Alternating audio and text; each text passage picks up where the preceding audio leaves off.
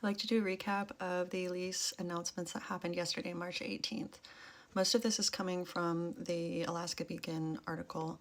11 companies submitted bids for more than 1.3 million acres of the nearly 5.5 million acres offered in the auction. Federal officials auctioned tracts of protected lands. Much of the bidding in Wednesday's sale was for territory that was previously off limits to oil development under protections that date back as far back as the Reagan administration. Judge Gleason on Monday issued an injunction reinstating a right-of-way agreement with NOLCSA trilateral agreement. Here's a map of what that looked like. The outlined portion is the agreement. A partnership of NOLCSA City and Tribal Government and Cookpit Corporation. This is from the BLM. We can confirm that lease offerings within the right-of-way are included in today's sale. Any lease issuance for tracts within the right-of-way will be consistent with the court's order. Interesting. So they were auctioned and announced. We'll see how that goes, because I think that's illegal if they follow through with that piece. Here's a comment from Grandmother's Growing Goodness, an Oksip-based nonprofit organization. There's in particular a narrow corridor of land northeast of the lake that is important to migration of the Tashekpuk caribou herd. The BLM accepted a $2 million bid from a company called Epoch Oil and Gas LLC for a large block within that migration corridor. In contrast, a different organization representing Indigenous people of the North Slope, Voice of the Arctic, Inupiat, praised the Trump administration's management of lease sales and celebrated its results.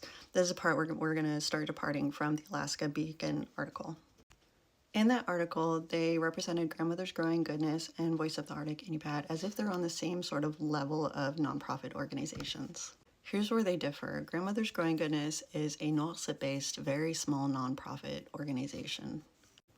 Voice of the Arctic, Inupiat, however, I'm going to read you an excerpt from an article from The Guardian. The administration of Alaska's Republican Governor Mike Dunleavy awarded at least $1 million in state funds to a group claiming to represent a consensus of Indigenous support of new Arctic oil drilling. The group, called Voice of the Arctic Inupiat, had just months earlier communicated with the governor's office on ways to counter other Alaska Native groups opposed to new drilling. They are funded by oil money, so I just want to make that distinction between the two orgs. The last piece I'll talk about is a trilateral right-of-way agreement. What happened during the Willow era. It was an effort to gain support for this massive Willow project, and it was canceled by Donald's administration in December, I think.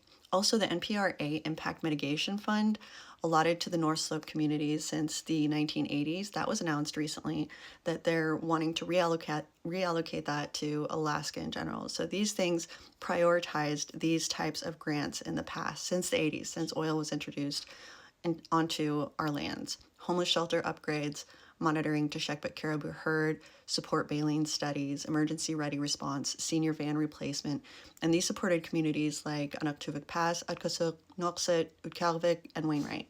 So, quick update on what happened yesterday.